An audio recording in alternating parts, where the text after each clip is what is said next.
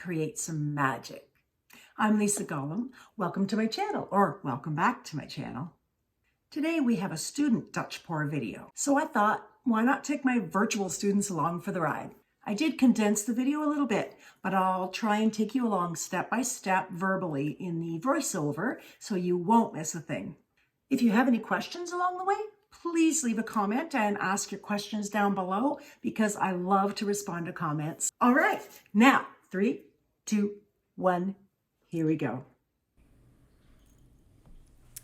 Okay, the student and I had already mixed all her chosen colors beforehand.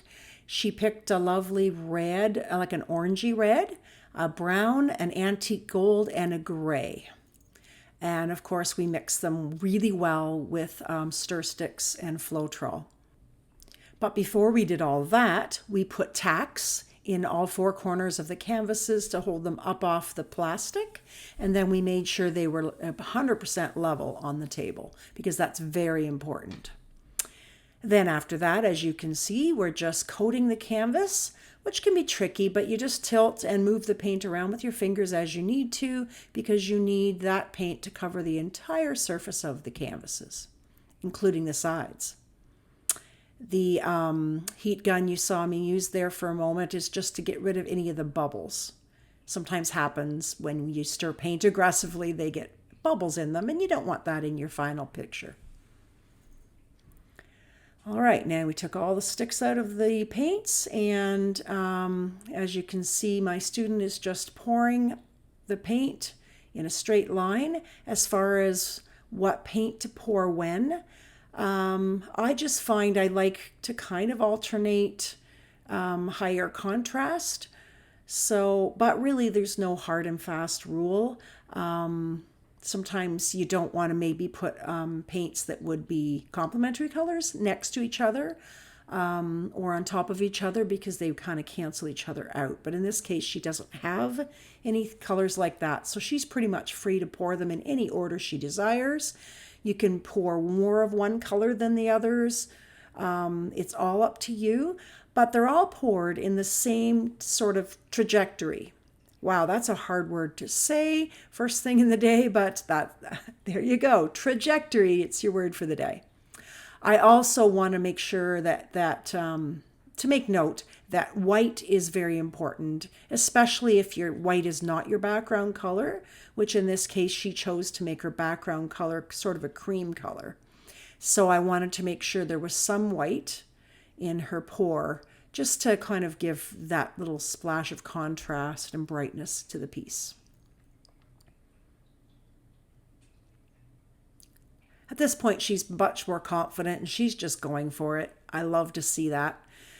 So at that point, you kind of get to know how much paint is enough paint, but certainly that is enough paint because when you blow it with the blow dryer, it will cover more of the canvas, as you will see in a moment. So, hairdryer etiquette. When you use a hairdryer to blow paint around, it can be tricky. But basically you want it to be about 30 degrees angled to the top of the canvas. So you're going to basically blow the cream color or the background color over top of your line of paint. And then you're going to follow through, kind of like a golf swing. You're following through all the way to the end of the canvas or off the side, or if you don't want it to go off the side, stop, but you're stopping gradually, not suddenly. So yeah, you start ahead of the line of paint, and then you can go nice and slow, and I think I just told her that, so she's going much slower this time. You can take your time with this, there's no rush. And then things develop as it sits there. After the blow is when the magic starts to happen, and it happens for about 5 minutes or so afterwards. You'll see more and more little cells popping up and little reactions happening with the paints. So she's really starting to get into it, and you can see how the colors are mixing and playing with each other. One thing with the Dutch pour technique with a hairdryer is the paints do mix together more. So I often will tell my students to try and choose their colors carefully, knowing that they're going to mix together. more so than other kinds of pours. So right now I'm just trying to get her to blow without ruining the sort of magic that's already happening. And that is tricky, to aim that blow dryer so that you don't sort of blow over what you've already created that you really like. And then you're trying to sort of think about the composition, which is basically just you want to kind of fill the canvas, but you want to leave some negative space as well.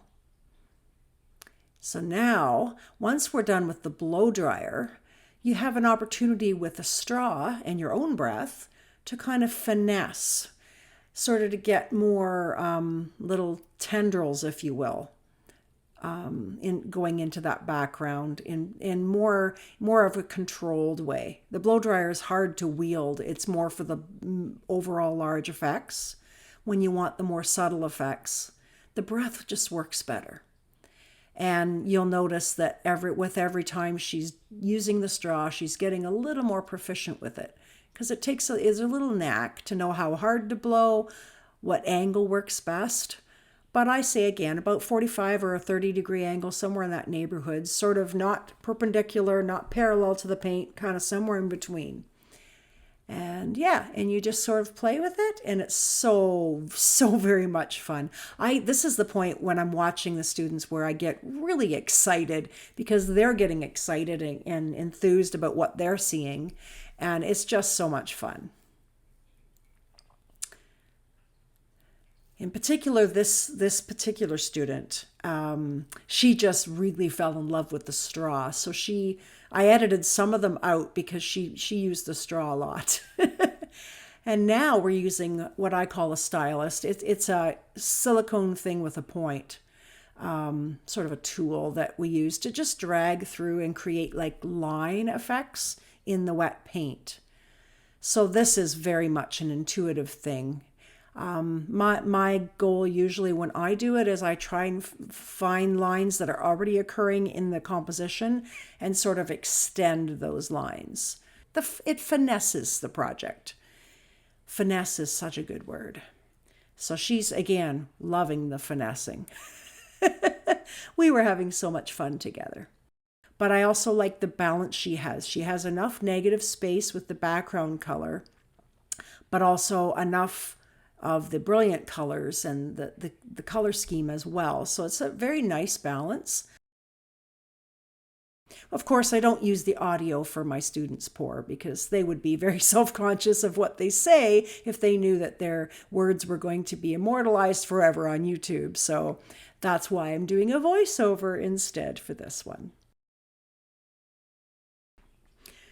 So let me know in the comments which one of the two pieces that she's created is your favorite. Personally, I like the one on the right of the screen.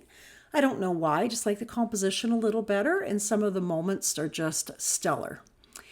So don't forget to like this video if you've gotten some value from it and maybe learned something, I hope. And please, if you haven't already, please subscribe. Every little bit helps. I'm getting closer and closer to my 1,000 subscribers, so you can really help me get there. I'm so excited to get there and to be able to hopefully monetize in the future. So now we're just going to get a little bit of a closer view. For some reason, I usually do a video exploration around the pieces, but I forgot to do that. So I just am showing you quadrants to get an idea of the close-ups of the piece. But it turned out really well. Let me know in the comments what you think. I love this particular view. It's just gorgeous. Beautiful. And I love that orangey red. It's just gorgeous. That almost looks like a butterfly wing or something. It's just wonderful. Okay, thanks so much for being here, and I hope you enjoyed watching me create with my student. Peace and love.